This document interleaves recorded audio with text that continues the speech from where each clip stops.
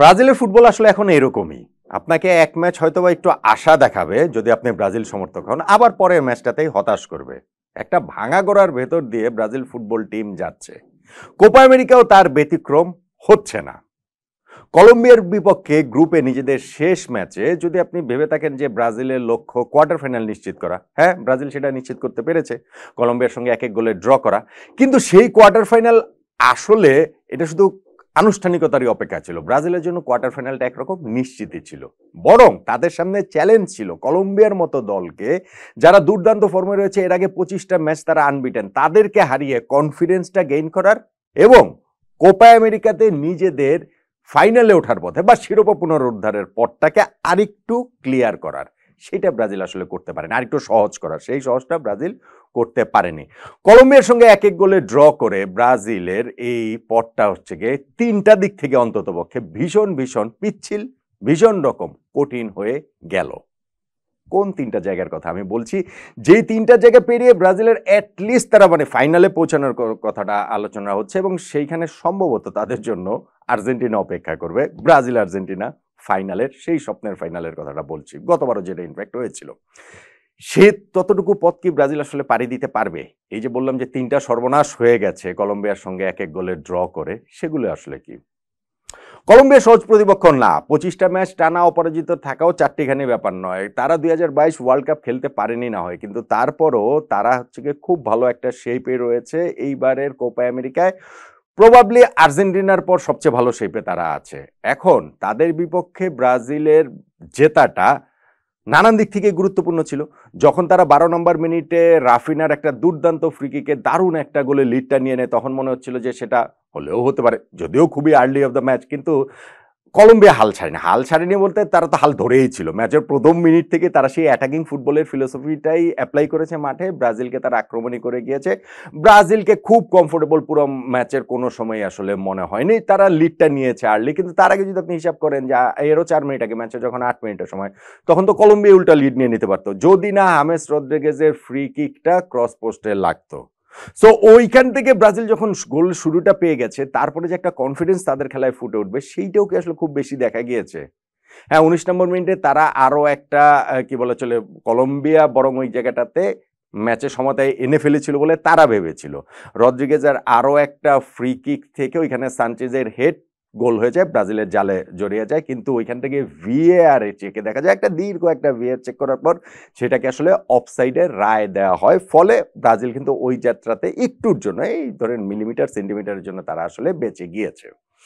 প্রথমার্ধের একেবারে শেষ সময়ের দিকে 43 নম্বর মিনিটে ব্রাজিলের উল্টো একটা পেনাল্টির অ্যাপিল ছিল। সেখানে রেফারি পেনাল্টি দেননি, কিন্তু পরে আবার ভিআর চেক করা হলো এবং ভিআর চেক করার পরও আসলে ব্রাজিল পেনাল্টি পায়নি। আর ইনজুরি সময় যখন মুনোজ গোল করে দারুণ একটা থ্রু বল ধরে তিনি যখন গোলটা করে ফেললেন, তখন কিন্তু প্রথমার্ধটা ওই এক এক সমতায় শেষ হলো। আবারও কিন্তু এই ব্রাজিল টিমের উপরে সেই ডাউটের জায়গাগুলো তৈরি হলো। আমি যেটা বলছিলাম যে ব্রাজিল এরকমই, দেখেন এই কোপা আমেরিকারও প্রথম ম্যাচটা তারা কোস্টারিকার বিপক্ষে গোল শূন্য ড্র করেছে। সেকেন্ড ম্যাচ যখন প্যারাগুয়ের বিপক্ষে দারুণ ফুটবল খেলে তারা 4 গোলে জিতেছে, তখন মনে হয়েছিল যে না, কলম্বিয়ার বিপক্ষে ম্যাচে যদি তারা জিততে পারে, সেই কনফিডেন্সটা কোপা আমেরিকার পরের অংশে তাদের কাজে লাগবে। কিন্তু সেই জিনিসটা তারা এই ম্যাচে খুব একটা করতে পারেনি। সেকেন্ড হাফেও যে অনেক ওপেন করেছে, অনেক চান্স ক্রিয়েট করেছে, বিষয়টা সেটা নয়।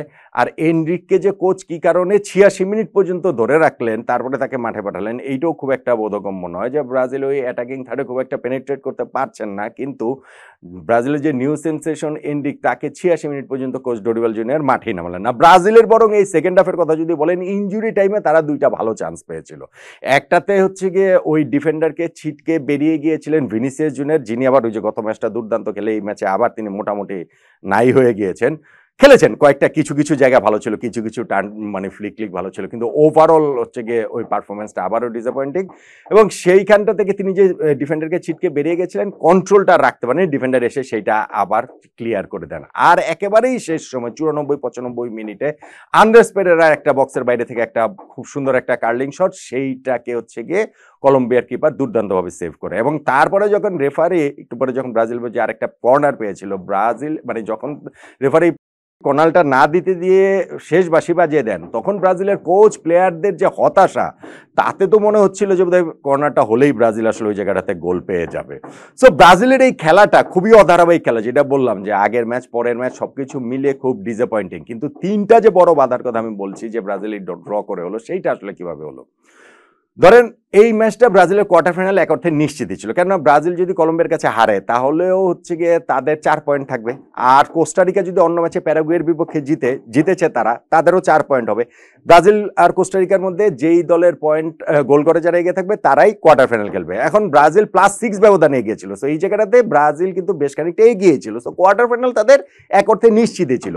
তারা যদি কলম্বিয়ার বিপক্ষে জিততে পারতো সেক্ষেত্রে তারা গ্রুপ চ্যাম্পিয়ন হতো, সেইটা তারা করতে পারেনি। ফলে গ্রুপ চ্যাম্পিয়ন কলম্বিয়া হয়েছে, ব্রাজিল কিন্তু 5 পয়েন্ট নিয়ে গ্রুপ রানার্স আপ হিসাবে কোয়ার্টার ফাইনালে উঠেছে। তাতে এক নম্বর যে সমস্যা সেটা হচ্ছে গিয়ে কোয়ার্টার ফাইনালে তাদের মুখোমুখি হতে হচ্ছে গিয়ে উরুগুয়ের, যারা কোপা আমেরিকায় আর্জেন্টিনার সমান রেকর্ড 15 বারের চ্যাম্পিয়ন। এইবারের কোপাতেও তারা হচ্ছে গিয়ে 3 ম্যাচে 3টাতেই জিতেছে, সবচেয়ে বেশি 9 গোল দিয়েছে এবং মাত্র একটা গোল কনসিড করেছে। ফলে এই যে কোয়ার্টার ফাইনালে উরুগুয়ের মতো দলের মুখোমুখি হতে হচ্ছে, এইটা ব্রাজিলের জন্য একটা বিরাট বড় সমস্যা। সেকেন্ড যেটা সর্বনাশের জায়গা সেটা হচ্ছে গিয়ে ব্রাজিলের বেস্ট প্লেয়ার ভিনিসিয়াস জুনিয়র ওই ম্যাচ খেলতে পারবেন না। ভিনিসিয়াস একটা হলুদ কার্ড পেলেই কোয়ার্টার ফাইনালে সাসপেন্ড থাকবেন, এবং সেই হলুদ কার্ডটা তিনি এই কলম্বিয়ার বিপক্ষে ম্যাচের 7ম মিনিটেই পেয়ে গেছেন। সেইটাও প্রবাবলি তার পারফরমেন্সে এক ধরনের একটা প্রভাব ফেলেছে। ফলে কোয়ার্টার ফাইনালে একে আমরা মানে হচ্ছে গিয়ে দেখতে পাচ্ছি এই জায়গাটাতে ব্রাজিল খেলছে তো উরুগুয়ের মতো বড় দলের বিপক্ষে, পাশাপাশি তার দলের সেরা খেলোয়াড় ভিনিসিয়াস ওই ম্যাচে খেলবেন না। তাদের জন্য এটা আরেকটা বিরাট সর্বনাশের ব্যাপার। আর 3 নম্বর যেটা বলবো সেটা হচ্ছে গিয়ে ব্রাজিলের পথ চলাটা। ব্রাজিল যেই গ্রুপের যেই সেটটা পড়েছে, ড্রয়ের এই পাশটা হচ্ছে গিয়ে কঠিন। তারপরেও যদি তারা এই ম্যাচটা জিততে পারতো, যদি তারা গ্রুপ চ্যাম্পিয়ন হতে পারতো, তাহলে কোয়ার্টার ফাইনালে পানামাকে পেত। সো তুলনামূলক একটা সহজ দলকে তারা পেত। সেক্ষেত্রে তাদের জন্য হচ্ছে গিয়ে এরপরে সেমিফাইনালে গেলে আবার ধরেন উরুগুয়ে বা কলম্বিয়ার একটাকে পেত, বা ফাইনালে আর্জেন্টিনাকে পাওয়ার কথা, সেই হিসাব করলেও তাদের জন্য একটু হয়তো বা সহজ হতো। এখন ধরেন ব্রাজিলের যে হিসাবটা, গ্রুপের লাস্ট ম্যাচ কলম্বিয়ার বিপক্ষে খেলেছে, কোয়ার্টার ফাইনালে উরুগুয়ের বিপক্ষে, সেইটাতে জিতলে সেমিফাইনালে আবার কলম্বিয়ার বিপক্ষে শিওরলি, কারণ কলম্বিয়া খেলবে পানামার সঙ্গে, তারপরে ফাইনালে গিয়ে ধরেন আর্জেন্টিনাকে পাওয়ার কথা সেই হিসেবে। তাইলে তো ভাই ব্রাজিলের এই টিমের পক্ষে এরকম 4টা ম্যাচ টানা জেতাটা খুব খুব খুব কঠিন হয়ে যায় বলে আমার কাছে মনে হয়। সো ব্রাজিল এই কলম্বিয়ার সঙ্গে ড্র করাটা শুধুমাত্র একটা ড্র না, বা এই ড্রয়ে তারা কোয়ার্টার ফাইনাল নিশ্চিত করেছে, সেটাতে বিরাট স্বস্তির কিছু নেই। বরং আমি মনে করি যে এই ড্রতে ব্রাজিলের ওই 3টা সর্বনাশ হয়ে গেছে। এইসব সর্বনাশের পথ পেরে ব্রাজিলের পক্ষে কোপা আমেরিকার শিরোপা জয়টা কি খুব খুব খুব কঠিন না? আপনার মতামতটা কি জানাবেন নাকি?